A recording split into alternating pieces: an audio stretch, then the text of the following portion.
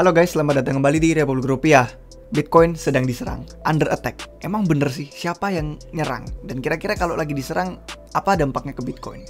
Karena ada beberapa orang yang mulai merasa takut, panik gitu kan. Ngeliatin, waduh gimana nih Bitcoin diserang, sedang ada banyak banget transaksi nge-spam di blockchainnya Bitcoin. Sampai harga fee-nya itu bener-bener nggak ngotak.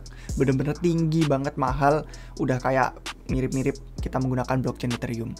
Nah, hari ini kita bakal bahas itu. Kira-kira serangan apa sih yang dimaksud? Under attack ini bener apa nggak Bitcoin sedang diserang dan gimana caranya dia bertahan?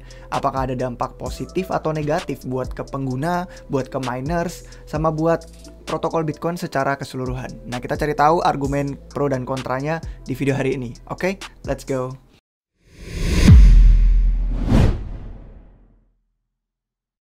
Baik guys, selamat datang di Republik Rupiah. Untuk yang pertama kita bakal lihat dari tweet yang mulai istilahnya kayak menggemakan bahwa Bitcoin itu sedang diserang nih. Kayaknya ini sih Bitcoiner maksimalis sih. Dia bilang Bitcoin is under DOS attack, denial of service. Jadi istilahnya kayak kalian tuh di spam kapasitas transaksinya sampai orang-orang yang pada mau menggunakan jaringan itu jadi nggak bisa masuk. Jadi denial of service, makanya namanya DOS. Apapun layanan yang kita butuhin jadi kayak ditolak atau diabaikan karena udah macet dan padat sama transaksi lain yang dianggap spam. Bener apa enggak Bitcoin itu under DOS attack? Dia bilang biaya transaksi yang tinggi itu merupakan hal yang sedang diserang oleh si attackernya itu. Katanya pengen itu terjadi, mungkin biar dibikin Bitcoin itu unusable untuk smaller player. Katanya biar Bitcoin nggak bisa dipakai sama orang-orang kecil, sama orang-orang yang biasanya nggak bisa bayar sampai puluhan dolar per transaksi. Yang mana bahkan orang yang bisa bayar pun juga ngerasa nggak masuk akal kalau bayar itu kan. Nah, terus kita lihat nih dari sini Carter nih saya bener-bener respect karena dia merupakan yang tadinya bener-bener bisa dibilang kayak Bitcoiners garis keras, dari yang bisa dibilang dari sisinya maksimalis, terus sekarang jadi lebih terbuka matanya karena dia tipe researcher, tipe peneliti yang selalu mempertimbangkan berbagai sisi argumen, jadi nggak dibutakan sama biasnya dia sendiri. Nah, dia bilang nih, ini lucu sih, ini setelah dia ngaku bahwa dia sudah bukan Bitcoin maksimalis lagi, dia ngomong kelihatannya sekarang di kelompok-kelompok orang Maxi pada bilang Bitcoin itu harusnya barren wasteland. Barren wasteland tuh kayak tanah yang terabaikan gitu, kayak orang-orang nggak ada yang datang, nggak ada yang pakai. Jadi intinya dia bilang si kelompok Maxi itu berargumen Bitcoin harusnya nggak ada yang pakai sama sekali. Jadi kalau saya mau transaksi entah itu 10 tahun lagi atau kapan harusnya murah. Gitu katanya. Dia lucu sih argumen kelompok si Maxi-nya jadinya kalau dia ngomong seperti itu. Dan terus dia tambahin bukan cuman ini bener-bener selfish atau kayak egois, cuman mikirin diri sendiri, dan bilang kalau penggunaan orang lain itu nggak penting, hanya penggunaan kita aja yang bagus. Ini juga nggak sejalan gitu loh sama yang namanya free market. Pasar tuh bebas mau menentukan apapun. Yang mereka rasa bernilai, berharga, ya itu bisa jadi mahal. Dan kalau misalkan orang nggak tertarik untuk transaksi, ya tentu itu akan jadi murah. Itulah yang namanya free market, pasar bebas. Nah, terus ada lagi Fubar, salah satu developer yang bikin beberapa protokol di atas Ethereum, itu ngomong, ketawa sih dia, cracking up tuh ketawa. Dia ketawa karena mempool Bitcoin, untuk yang belum tahu, mempool itu ruang tunggu transaksi. Jadi sebelum transaksi itu dieksekusi sama masing-masing node miner untuk bisa dimasukkan ke dalam blockchain, itu ada ruang tunggunya, karena kan punya kapasitas, nggak bisa semua langsung asal dimasukin, asal dieksekusi, masih ada ruang tunggunya untuk bisa diurutin sedemikian rupa. Nah, mempool ruang tunggunya Bitcoin tuh sampai akhirnya penuh, sampai akhirnya dipakai orang, dan malahan si maksimalis Bitcoin itu yang harusnya mendukung Bitcoin malah jadi seolah-olah nggak mendukung Bitcoin. Dibilangnya katanya DOS attack, dan mereka bener-bener nggak bisa bayangin skenario yang positif gitu. Padahal skenario positifnya adalah Bitcoin akhirnya jadi populer. Orang-orang akhirnya mau bayar transaksi untuk menggunakan Bitcoin. Berarti kan bagus skenario positif. Kenapa malah nggak kepikiran itu? Malah ngomongnya DOS attack sampai ngaku-ngaku Bitcoin diserang. Lucu sih. Terus di sini ya dia cuma mengingatkan lagi kalau transfer ETH di Ethereum lebih murah daripada transfer BTC di Bitcoin. Tapi itu cuma karena beberapa saat doang sih. Karena yang kemarin bener-bener sangat melonjak, dan kalau dibandingin sama Ethereum pas DeFi Summer ya wah itu gila-gilaan. Oke, sekarang kita lihat lagi satu contoh terakhir aja deh, contohnya untuk yang serangan si Frank Digats. Ini sebenarnya bukan Bitcoin maksimalis ya, dia kalau nggak salah dari ekosistem Solana. Oh ya, dari NFT-nya Digats sama Yuts yang tadinya di Solana tapi udah pindah blockchain. Dan dia menunjukkan nih gambar Luke Dash Jr., salah satu pengembang inti Bitcoin ya, Bitcoin Core developersnya, sampai berusaha untuk nge-cancel Ordinal loh. Ordinal, teknologinya Ordinal sama token BRC20, semua transaksi yang bikin blockchain Bitcoin penuh, udah ada video episodenya kami bikin di YouTube RR. Jadi kalian tonton dua-duanya itu. Yang satu gambarnya apa ya, NFT Bitcoin judulnya. Terus yang satu lagi gambarnya si PP, karena token BRC20 PP juga masuk ke Bitcoin. Itu untuk penjelasan teknisnya silahkan tonton 2 episode itu. Nah, karena mereka pengen nge-cancel Ordinal, jadi kemarin kami nge-tweet gitu kan di Twitter. Well, jadinya nggak tahan sensor deh gitu kan, nggak censorship resistant. Masa cuman karena transaksi tertentu nggak sesuai sama preferensi kita sampai berusaha di cancel, kan nggak lucu. Terus siapa jadi yang menentukan dong transaksi yang legit sama transaksi yang enggak, kalau ternyata pengembang intinya bisa seenaknya nge-sensor seperti itu. Padahal baru kemarin aja ngekritik Ethereum yang kena OFAC compliant validatornya yang patuh sama regulasi AS, dibilangin katanya ini juga nggak tahan sensor, transaksi yang tidak sesuai sama peraturan pemerintah AS bakal disensor. Ya lucu aja sih kalau ngelihat double standard gitu kan, standarnya itu ganda kalau misalkan ngomongin sama yang mereka suka, yang bias sama maksimalis banget, sama orang yang terbuka tuh beda pemikirannya. Nah, sekarang kita ngeliat data aja yuk. Kita bakal, sebelum kita jawab apakah bener-bener Bitcoin itu sedang under attack atau diserang, kita bakal ngeliat data-data dulu aja sekarang. Santai, nanti ada beberapa banyak hal lain yang kita tunjukin bahwa ternyata ini menjadi hal positif. Ini ada pro-nya yang menurut saya lebih timbang ke pro daripada ke kontranya. Nah, kita lihat dari mempool.space. Tadi kita udah ngomongin soal mempool, ruang tunggu transaksi Bitcoin sebelum dieksekusi.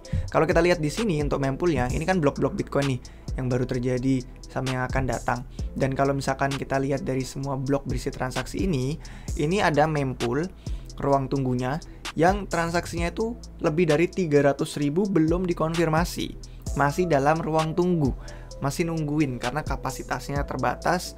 Jadi siapa yang bisa bayar lebih mahal, itu yang didahulukan prioritasnya. Itu yang tadi kita bilang di awal, free market, pasar bebas. Orang kalau merasa ini sangat bernilai sampai mereka pengen didahuluin, pasti bakal bayar. Itu transaksi yang mahal.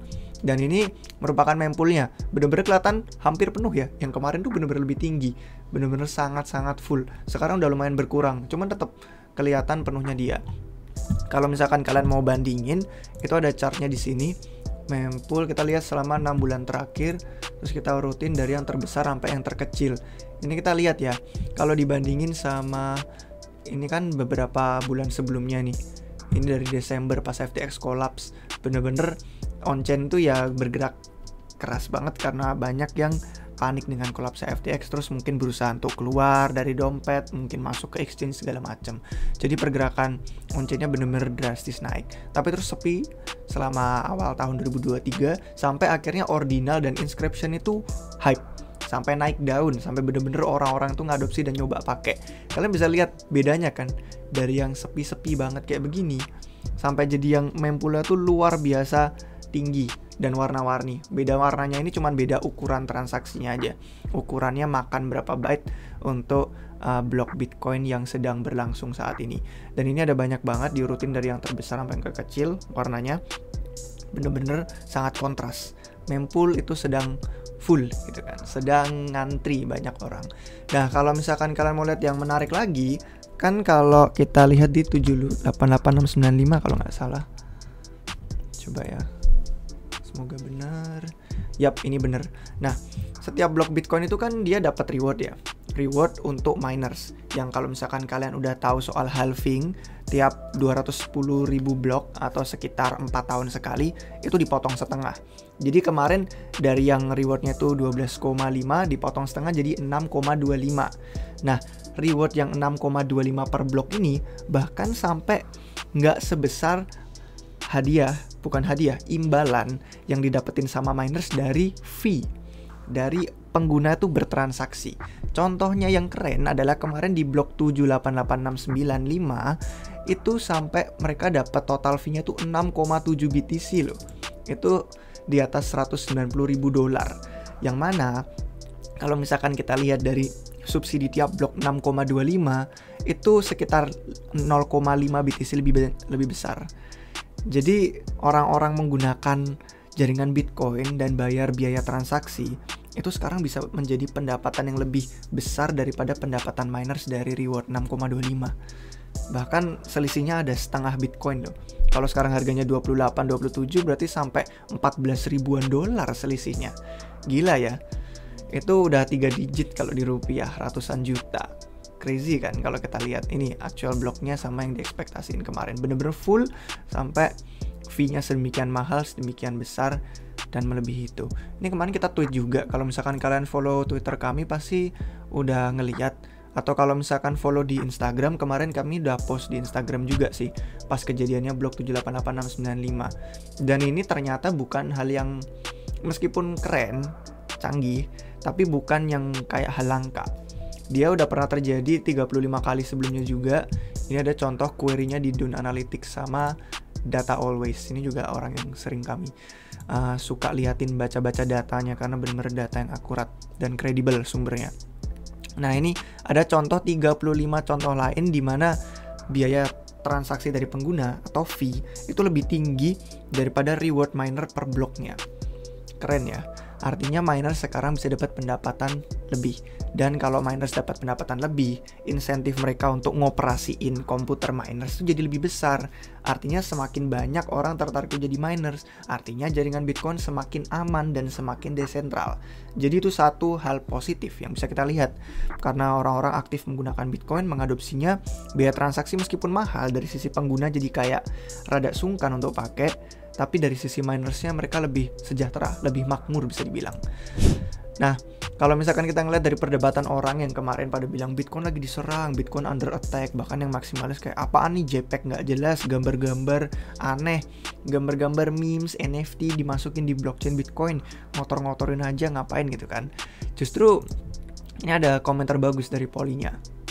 Dia bilang, entah kenapa sih crypto Twitter akhir-akhir ini di timeline lebih toxic, lebih marah aja, lebih angry gitu kan ya.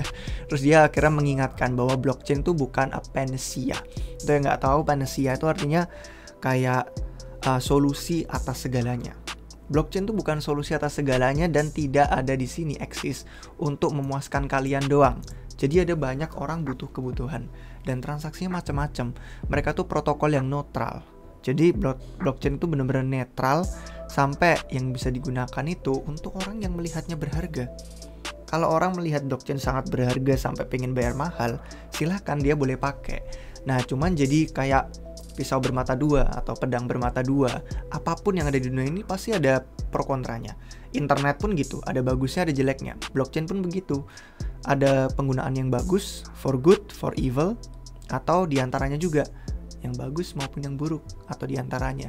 Jadi nggak perlu kita terlalu merasa kayak apapun yang tidak kita pahami, yang tidak kita tahu tuh kayak ini scam, ini nggak jelas, ini spekulasi aneh. Mari kita coba lihat aja apa hal positifnya. Ternyata bisa memberi insentif lebih ke miners. Nah kalau misalkan kita lihat ya dari data Glassnode nih on-chain sedikit, itu persentase pendapatan miner dari fee transaksi pengguna benar-benar melonjak sekali. Coba kita bandingin nih dari yang pas tahun-tahun awalnya belum ada adopsi sama sekali, terus sampai ada hype dibantu sama ICO boomnya Ethereum, terus orang-orang jadi menggunakan blockchain Bitcoin juga. Terus sekarang kita bisa lihat perbedaannya. Pas puncak bull market kemarin 2017, pas kemarin 2021 lagi hype juga. Sekarang kita sudah masuk ke teritori bull market. Coba kalau kita mau dimasukin ke yang sini aja. Sorry tadi kepotong atasnya. Nah sekarang lebih kelihatan jelas. Nah ini kita bener-bener melonjak, bener-bener di level yang belum pernah kita lihat sebelumnya selain di tahun 2017. Entah ini merupakan momentum cuman sementara doang atau bisa bertahan jangka panjang, tapi intinya ini merupakan jumlah fee yang kayak siklus bull market 2017. Yang itu bener-bener sangat-sangat ramai banget. Jadi kalian lihat sekarang persentasenya, coba kita di 1 bulanin aja biar kelihatan banget. Kemarin sampai itu hampir setengahnya dari pendapatan miner berasal dari fee pengguna. Di sini 42,5%. Meskipun sekarang sudah lumayan agak menurun. Nah, kalau misalkan kita ngomongin soal ini ya, kemarin saya ngasih note pas baca-baca itu. Nah ini note yang saya bikin di Notion untuk setiap episode YouTube. Kemarin saya kepikiran ini. Sekarang udah balik ke 1 BTC kurang lebih per blok untuk rewardnya. Bayangin coba kita mau ngubah peraturan Bitcoin sampai mau ngubah konsensusnya itu. Cuman karena kita nggak suka sama ordinal, karena nggak suka sama BRC20, karena nggak suka sama spekulasi orang-orang yang pakai blockchain Bitcoin. Padahal lonjakan fee-nya itu cuma jangka pendek gitu kan. Tadi kita udah lihat di chart sebelumnya itu sudah mulai menurun, udah mulai berkurang sekarang fee-nya. Orang-orang yang cuman pakai transaksi karena nggak sesuai preferensi kalian, apakah harus di cancel? Apakah harus ditolak? Bukankah artinya Bitcoin jadi nggak open ke semuanya? Artinya kita jadi nyensor-nyensor orang tertentu dong. Aneh. Nah, menurut saya, menurut kami setidaknya, justru nyoba-nyoba ngubah aturan Bitcoin yang sudah berfungsi dengan baik sekarang, itulah bentuk serangan sebenarnya. Bukan si Inscription, bukan Ordinal, bukan BRC20 yang nyerang, bukan mereka yang nge-spam atau gimana pun istilahnya yang orang pakai. Jadi sampai ada yang percaya gitu kan, serangan nation state gitu kan untuk nge-spam jaringan. Secara game teorinya ini saya nyatat di sini kan. Pas saya kepikiran, oh iya bener juga. Saya catat kadang kalau misalkan nggak dicatat soalnya lupa mau ngomong apa kan. Nah di sini saya bilang ngapain coba ngabisin jutaan dolar, bayar fee di Bitcoin, nambahin pendapatan miner.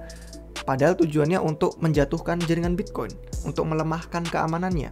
Ya gimana makin lemah, miners makin cuan, makin makmur, justru makin pengen operasiin komputer mereka untuk mining. Jadi lebih baik kalau misalkan ragu sama sebuah eksperimen baru, diemin aja udah biarin. Kalau nggak paham sesuatu, jangan langsung dikecam scam atau penipuan, nggak jelas. Dipelajari dulu aja. Kalau kita diemin, kita biarin tuh Bitcoin berfungsi sebagaimana mestinya, Bitcoin tuh selalu tahan biasanya, melawan serangan-serangan kayak gitu. Jadi nggak perlu sampai saking paniknya terus langsung pengen ngubah-ngubah parameter Bitcoin. Nah, ini ada contoh yang kontras juga. Kalau misalkan kalian masih belum percaya, pendapatan miners jadi sangat-sangat positif banget dibandingin sama sebelum adanya teknologi ordinal dan inscription dan BRC20. Ini sebenarnya membandingkan pendapatan sama pengeluaran yang mereka spend untuk bisa ngeproduksi blok. Miners kan ngeproduksi blok, tadi udah banyak kita bicarain di awal. Dan setiap kali mereka ngeproduksiin sesuatu, itu mereka bayar listrik, bayar komputer, maintenance, harus update gitu kan. Pokoknya segala hal yang dilakukan miners itu bukan pekerjaan mudah, itu full time. Siapapun yang udah pernah mining Bitcoin pasti paham. Dan sekarang kita lihat dari siklusnya itu kontras. Setiap kali mereka lagi banyak pendapatan, pas lagi turun, pas lagi pendapatannya banyak terus turun, ada sedikit kenaikan. Pas biasanya bull market ya naik. Sebenarnya dibantuin sama harga Bitcoin juga sih, bukan dari sisi jumlah BTC-nya. Terus kalau pas lagi bear market turun, naik, turun gitu kan selama brutalnya 2022. Terus kalian lihat yang gambar kecil ini nggak? Ini sampai sudah menyala. Sinyalnya kontras dari yang kita lalui selama 2022. Itu sekarang mereka bener-bener pendapatan bersih dibandingin sama yang mereka keluarin untuk mining Bitcoin. Aja kita sini aja deh. Tuh, kelihatan kenaikannya. Ya mungkin dibantu sama harga BTC juga yang lagi pumping, tapi dibantu juga sama jumlah BTC yang mereka dapetin tadi. Dari awal kita udah ngomongin dari fee transaksi pengguna. Nah, terus kita bandingin dari pendapatan miner sama rata-rata tahunannya. Rata-rata tahunannya ini yang garis biru yang naik turun ini, kalau misalkan kita lihat ya, sekarang kenaikannya itu benar-benar di level yang setara sama siklus sebelumnya, sama 2021. Dan ini level-level yang udah lama nggak kita lihat gitu kan, sejak kita mengalami bear market kemarin. Coba kalau misalkan saya masukin 5 tahun, nah ini lebih kelihatan lagi kalau kita zoom in. Ini pendapatan minersnya, dan itu dia benar-benar sudah melonjak lebih tinggi daripada rata-rata tahunannya, jauh di atas gitu kan. Sebenarnya sudah lumayan jauh di atas sejak ini kapan, Februari lah, sekitar Februari 2023. Jadi udah lumayan naik lebih dari rata-rata tahunan. Artinya miners sudah makin makmur, sejahtera. Dan apa salahnya mereka yang mengamankan jaringan Bitcoin yang desentral dapat lebih.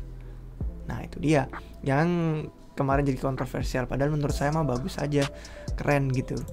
karena udah ada banyak kekhawatiran soal Bitcoin, subsidinya gimana nanti kalau misalkan udah habis supply-nya, atau setiap 4 tahun setiap halving tuh dikurangi. Kalau awal-awal kita bikin YouTube RR tuh banyak yang tanya, nanti udah supply habis gimana dong, miners dibayar pakai apa, rewardnya apa. Nah itu dia, banyak yang argumennya dibayar pakai fee. Cuman anehnya kalau jawabannya dibayar pakai fee, sekarang fee lagi melonjak, kok malah nggak seneng? Kan malah bagus kan, itu solusinya kan. Justru malah mereka pengen nge-cancel dan pengen blockchainnya sepi, nggak dipakai. Nah, kita lihat data lagi nih on-chain miner hash price. Ini pendapatan per exa hash yang mereka keluarin. Hash itu komputasi yang mereka lakuin untuk bisa memecahkan teka-teki atau puzzle matematikanya Bitcoin. Dan ini kita bener-bener lihat pendapatannya menurun gitu kan, seiring berjalannya waktu. Dengan halving semakin berkurang reward yang mereka terima. Ini ada yang dari sisi USD naik nih karena harga lagi naik, lagi bull market. Ini juga nih, tapi yang warna oranye yang bener-bener jumlah BTC-nya memang selalu berkurang. Nah cuman kalau kalian teliti dikit, ini di ujung sini nih ada sedikit lonjakan. Nih, sadar nggak nih? Tuh, bener-bener ya, dari yang daunnya FTX collapse kemarin terus sampai awal tahun kita sudah lumayan pulih, itu kenaikannya drastis banget, melonjak. Meskipun sekarang udah lumayan agak menurun, tapi drastis. Meskipun dari sisi makro nggak begitu luar biasa, itu tetap berita bagus untuk para miners Bitcoin. Pendapatan bertambah sesuai dengan komputasi yang mereka produksiin. Ada komentar lagi tentang ini biar saya nggak lupa. Nah ini sekarang saya ngomongin soal, itu tadi udah disebutin, dukung kesejahteraan miners.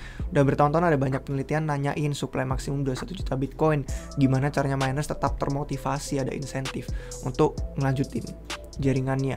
Kalau mau dibayar fee, ya ini dia jawabannya. Dipikir kalau adopsi global dan orang-orang pengen Bitcoin jadi reserve currency dunia, emang nggak bakal semahal ini. Gimana caranya orang transaksi? Kalau rame seluruh dunia pakai, ya udah pasti mahal juga fee-nya. Jadi jangan dianggap itu spam atau DOS. Nah, Ethereum juga sering dibilang kan teknologinya usang, rusak, makanya mahal banget fee-nya. Sekarang jadi ngerasain sendiri di Bitcoin bahwa ini justru bukan bukti teknologi rusak. Justru ini menunjukkan kalau rame dipakai dan populer. Di mana-mana juga gitu, kalau rame dipakai, kalau populer ya pasti lebih mahal kan daripada yang sepi atau orang-orang nggak tertarik.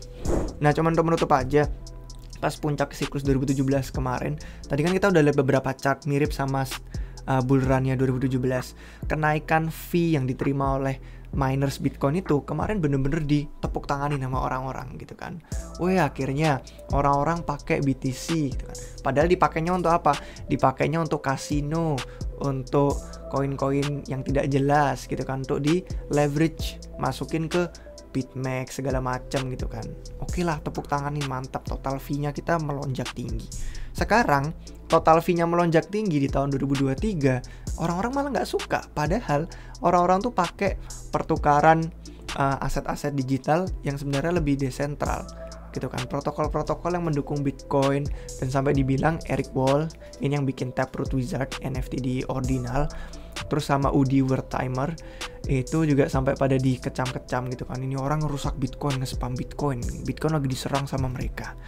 Jadi double standard aja sih, standar ganda aneh tahun 2017 dikeplokin untuk mainan kasino leverage. Pas sekarang inovasi NFT sama token digital malah diketawain atau berusaha di cancel, aneh sih.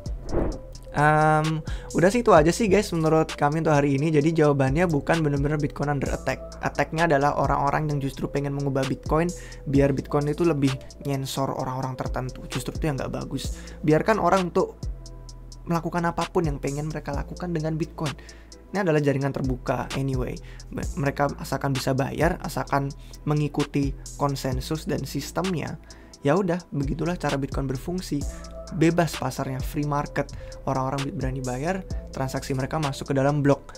Dan kalau kita lihat contoh lagi, kemarin ada perbandingannya tuh, orang-orang yang promosiin Lightning Network tapi pakai perusahaan-perusahaan terpusat centralized untuk bayar pembayaran antar channel. Sedangkan yang kayak Eric Wall bikin NFT Ordinal di Taproot Wizard justru malah sudah membangun protokol desentral untuk berdagang memes, berdagang ERC20. Ya oke lah, kegunaannya nggak ada, spekulasi segala macam itu benar, saya setuju, valid, dan memang masih eksperimental, sangat berisiko.